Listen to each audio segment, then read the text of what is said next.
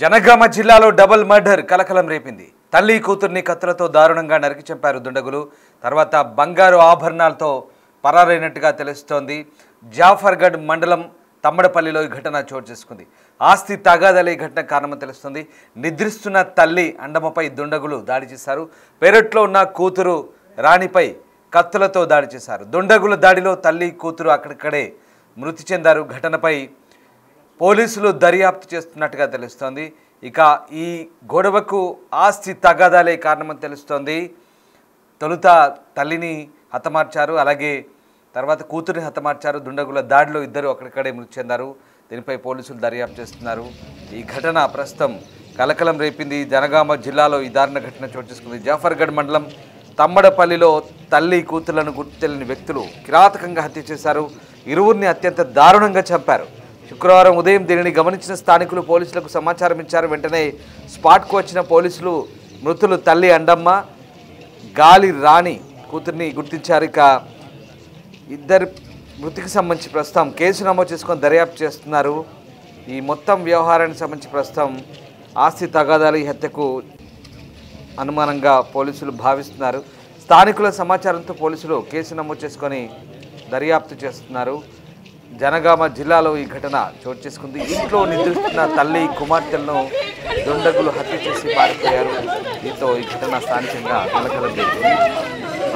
వేణు ఆన్లైన్లో జాయిన్ అయ్యారు. వేణు, జనగామ జిల్లాలో ఇద్దరు తల్లి కూతులను చాలా కిరాతకంగా హతమార్చారు.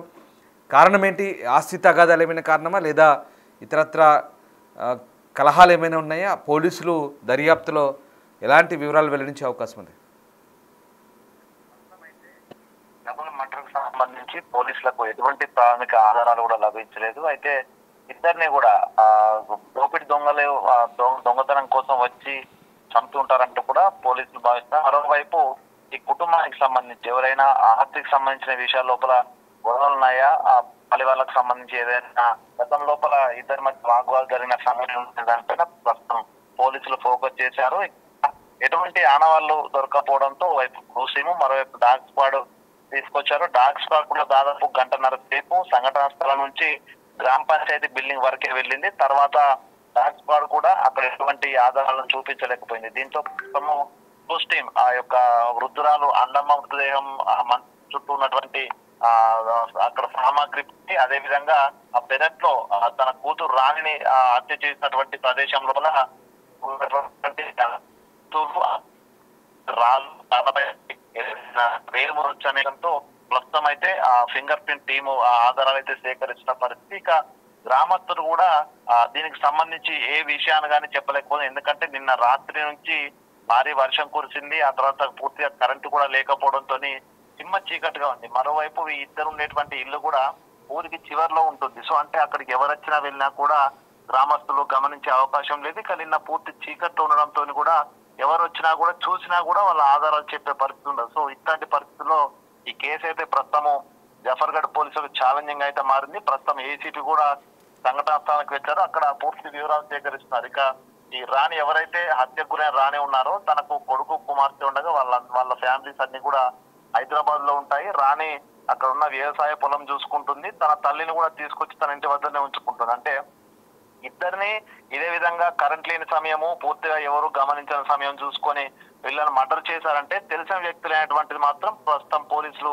ప్రాథమికంగా భావిస్తున్నారు. ఇక ఈ ఇద్దరి ఉదయం పూట ఆ ఇంటికి ఒక పని మనిషి వచ్చింది. పని మనిషి డోరు తీసుకొని ఇంటికి వెళ్ళిన తర్వాత ఆ మంచంపై అండమ్మ రక్తపు మడుగులతో ఉండడంతో తను దాదాపు 80 సంవత్సరాల పైగా ఉంటుంది కాబట్టి తనకు ఏదైనా వ్యాధితో చనిపోవచ్చు అంటూ భావించి ఆర్ఎంపీని తీసుకొచ్చారు. సో ఆర్ఎంపీ కూడా తనకు పరీక్షలు చేసి చనిపోయిందని చెప్పిన తర్వాత కూతురు జాడ కోసం వెతికైతే కూతుర్ని ఆ పెరట్లో ఉన్నటువంటి చెట్టు వద్ద చంపి తనపై ఒక పరద కప్పి ఆ పరదపై ఒక బండరాయి పెట్టి ఉంచి వెళ్ళిపోయారు. అంటే అక్కడ వెతికినటువంటి గ్రామస్తులకు కూడా తర్వాత రాణి తన కూతురు మృతదేహం లభించలేదు. మొదటగా కూతురే తల్లిని చంపుండొచ్చేటువంటి భావన కూడా గ్రామస్తులకు కలిగింది. కానీ వెతికిన తర్వాత ఆ ఒక పత్రి తీసి చూస్తే దాని కింద రాణి శవం కనపడడంతో ఇద్దరిని హతమార్చి వెళ్లారు దుండగులు అనేది అయితే ప్రస్తుతము ఒక సంచలనంగా మారింది. మరోవైపు ఈ గ్రామంలో శివారు లోపల అడపదడప గంజాయి బ్యాచ్లు వచ్చి ఆ గంజాయి సేవిస్తూ హంగామా చేస్తున్నటువంటిది ఒక ఆ విషయం కూడా వెలుగులోకి వచ్చింది. దీంతో ఎవరైనా దోపిడి దొంగలు గంజాయి మత్తులు ఉన్నటువంటి ముఠాలు వచ్చి హత్య చేయొచ్చు అని తెలుస్తుంది. ఎందుకంటే రాణి మెడ లోపల బంగారు గొలుసు, గొలుసు కూడా మాయమైంది కాబట్టి తన వద్ద దొంగతనం కోసం వచ్చి ఇద్దరే వృద్ధులు ఉంటారు కాబట్టి దోపిడీ చేయొచ్చనే ఆలోచనతో వచ్చి వీళ్ళు పెనుగులాడడంతో ఇద్దరిని చంపేసి వెళ్లి ఉంటారా అనేటువంటిది కూడా ప్రస్తుతము పోలీసులు విచారణ చేస్తున్నారు. ఏదేమైనా కూడా ఫింగర్ ప్రింట్ ద్వారా ఏదైనా క్లోజ్ దొరికితేనే తప్ప ఈ డబుల్ మర్డర్ కేసు లోపల పోలీసులు పురోగతి సాధించే అవకాశం అయితే లేదు. ఇక మరికొద్ది సేపట్లో ఆ ఊరికి చివరిలో కొంత సీసీ కెమెరాలు కూడా ఉన్నట్లు కూడా తెలుస్తుంది, ప్రైవేటు షాప్స్ కు సంబంధించి. అవి కూడా వెరిఫై చేసుకున్న తర్వాత ఏదైనా లీడ్ దొరికితే దాన్ని బట్టి పోలీసులు విచారణ చేసే అవకాశం ఉంది. కానీ ప్రస్తుతం దొరికిన ఆధారం బట్టి చూస్తే ఎవరు హత్య చేసి ఉంటారో అసలు కారణాలు ఏందనేది మాత్రము కొంత మిస్టరీగానే మారింది. Ramraju. Yes right, thank you Venu. So మొత్తం మీద జనగామ జిల్లాలో చోటు చేసుకున్న ఈ డబుల్ మర్డర్ ఇప్పుడు సంచలనం రేపుతోంది. ఎవరు హత్య చేశారు, ఎందుకు చేశారనే కోణంలో పోలీసులు ఆధారాల కోసం ప్రస్తుతం ప్రయత్నిస్తున్నారు. ఇద్దరు తల్లి కూతుర్ని కూడా అతి కిరాతకంగా హత్య చేశారు. అయితే ఇది దొంగల పనా లేదా ఏదైనా కక్షలతో ఆస్తి తగాదాలతో ఎలాంటి కారణాలు ఏమైనా ఉన్నాయనే కోణంలో దర్యాప్తు చేస్తున్నారు. ప్రస్తుతం ఈ ఘటనతో ఒకసారిగా కలకలం రేగింది. ఇద్దరిని కూడా ఒకేసారి హత్య చేయడంతో స్పాట్లో ఇద్దరు మృతదేహాలు కూడా లభ్యమయ్యాయి. ప్రస్తుతం ఈ ఘటనతో స్థానికంగా కలకలం రేగింది. ఈ ఘటన గురించి స్థానికులు గ్రామస్తులు స్పందించారు. ఒకసారి విందాం. ఆమె ఇక్కడ వ్యవసాయం అనేది చేసుకుంటుంది. వాళ్ళ బాటలు చనిపోయింది. కొడుకు ఒక కూతురు అయితే పెళ్ళి అయింది. వాళ్ళు కొడుకు హైదరాబాద్ ఉంటాడు, కూతురు అత్తారి దగ్గర ఇంటి దగ్గర. ఆమె ఇప్పుడు ట్రాక్టర్లు పెట్టి కూలీలో పెట్టి వ్యవసాయం చేసుకుంటుంది. ఇక అంతే ఆమె పని ఏందో పొద్దున్న లేస్తే చేను దగ్గర పోయి కూలీలో తీసుకొని చూసుకుంటుంది. వాళ్ళ అమ్మ కూడా ఈ మధ్యకాలంలో ఇక్కడనే ఉంటా ఉన్నది. చాలా రోజులు అయి ఉన్నది కానీ మనకు కొంచెం ఎక్కువ రామేటి ఎక్కువ. అయితే ఇక అమ్మ కూడా ఇన్నే ఉంటుంది, ఆమె ఇద్దరే ఉంటాను. వాళ్ళు ఎవరు లేరు దాంట్లోకి. ఇక పొద్దుంతా అమ్మ ఉంటుంది, సాయంత్రం 5 గంటలకు అమ్మ వస్తుంది. రానమ్మ వచ్చి ఇంకా వంట చేసుకొని అమ్మ పెట్టుకుంటుంది, తింటుంది. ఈ ఇంటి పక్క పచ్చి కూడా వాళ్ళదే. ఇక ఇటు దగ్గర పట్ల ఏమి ఇల్లు కూడా లేవు అక్కడ చూసుకుంటాను. అంతే సంగతి. ఎట్లా జరిగింది అంటారు మర్డర్? అది ఎట్లా జరిగింది తెలియదు. తెల్లారినాక ఒక పని మనిషి అమ్మాయి వచ్చిందంట. వచ్చి చూసి ఊపిందంట. ఇటు వాడు పిలిస్తే సప్పుడు చెత్తలేదంట. సప్పుడు పోయేటరకు వేరే పెద్ద మనిషి అని బాలమోహన్ రెడ్డి ఉండేది వాళ్ళ గుడి తరపు నుంచి. ఆయన ఫోన్ చేసింది.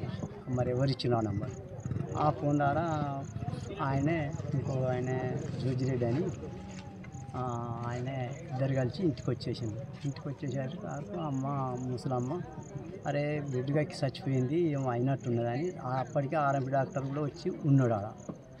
ఆడ వచ్చినాక వీళ్ళు జోజిరెడ్డిను బాలమోహన్ రెడ్డి వచ్చారు. ఇక ఇద్దరు మేము కూడా అప్పటికి అందిన ఏమైంది డాక్టర్ సాబ్ అంటే ఏమన్నా చిన్న పని అయినా నాకు ఫోన్ చేసింది. ఆ ఫోన్ ద్వారా నేను వచ్చి చిన్న టాబ్లెట్స్ అది ఇచ్చేయకుండా అని ఆ డాక్టర్ సాబ్ అన్నాడు. ఇక అన్నాక అంతలోకే ఇక మరి ఎట్లయింది రాత్రి ఎప్పుడు అయింది అంటే మంచంలో ముసలమ్మ ఉన్నది, చెట్టు కింద వేరే మంచంలో వండుకున్నది. ఇక వండుకొని చచ్చిపోయింది. కిందికి బెడ్ కాదు. ఆ బెడ్ కూతురు చెట్టు కింద పడి ఉన్నది కదా. ఆమె ఎవరు చూడలే. అప్పటి వరకు ఇక ఆడ చూసినాం బెడ్ గక్కి వచ్చింది అని వీళ్ళు పని మనుషులు అనుకున్నారు. ఆమె ఫోన్ ఇంట్లో ఉన్నది. ఫోన్ చేయరా అని అన్నాం. ఫోన్ లేదు, ఇంట్లోనే ఉన్నది అన్నారు. మళ్ళీ ఇక్కడ ఉన్నదా అక్కడ ఎక్కడ చూసారు డోర్ లైన్ ఓపెన్ ఉంది. మళ్ళీ ఎక్కడ లేదు అంటే టవర్ కాడుకో మంచి వాళ్ళ పని మనుషులు వచ్చేటోళ్ళు ఉరికొచ్చింది. ఆ చెట్టు కిందకి ఈ చెట్టు కిందకి పచ్చి నీళ్ళు చుట్టూ అంతా తిరిగి ఒక గంటన్నర అయిపోయింది. ఇక ఆడ పట్టలు కప్పున్నది. ఆడ బస్తాలైన కొన్ని పట్టాలున్నాయి. ఇక మేము కూడా నా పార్టీలు వీళ్ళకి ఏమైనా గొడవలు ఉండేనా? పాలు ఎవరు లేవు, ఏం గొడవలు, వ్యవసాయ భూముల కాడ ఏం లేదు. ఆ డోరు తీయరా అని ఆనందం అనగానే అంటే మీ ఊర్లో సీసీ కెమెరాలు ఉన్నాయా? మరి ఆటగా లాస్ట్కు ఉన్నాయి సర్పంచ్ ఇంటి దగ్గర లాస్ట్. ఇంకా అన్నటారికే ఇలాంటి సంఘటనలు గతంలో జరిగినాయి? ఎప్పుడు లేవు, ఎప్పుడు జరగాలి. ఇక ఆడికెళ్ళి ఈ పట్టలు ఎవరు చూడలే. ఇక లాకులు వేసుకునే ఉన్నాయని ఆనందం అన్నాడు. మేము అనగానే ఇక అంత తిరిగి లేదంటున్నాం. మేము ఆడికెళ్ళి గట్ట పోయి అటు పోయాక రానెక్కి వచ్చింది ఆడ అని ఇద్దరు ముగ్గురు లేబర్ వస్తాను. వాళ్ళకి వచ్చే లేబర్ రానెక్క ఇప్పుడే మేము ఆయన చెప్తాను ఆయన వచ్చిన నేను ఇటు వచ్చాక ఒక ఆయన ఆడ వచ్చిందట. అక్కయ్య చెప్పులు అక్కయ్య అని కాలుతో అన్నాడు. ఆ చెప్పులు అని అన్నప్పుడైతే ఇంకొక ఆయనే కాలుతో ఇట్లా అంటారు కాలు తగిలింది ఆడ పట్ట కింద. అరే ఇక్కడనే పట్టయింది. ఇక అప్పుడు చూసేసరికి అందరం అప్పుడే గమనించినాం ఇది ఒక హత్య అయింది, ఈ అమ్మ ముసలమ్మ ఇంట్లో బిడ్డకెక్కిపోయింది అనుకున్నాం, కానీ ఇది కాదు, ఇప్పుడు ఇది చంపిన కేసే అని అందరూ అనుకున్నారు. అంత జనంగా వచ్చేసింది అప్పుడు అది అంతే. ఇక అంతవరకే పోలీసు వాళ్ళకి ఇన్ఫర్మేషన్ అయినట్టు ఇక వాళ్ళు కూడా వచ్చేసారు.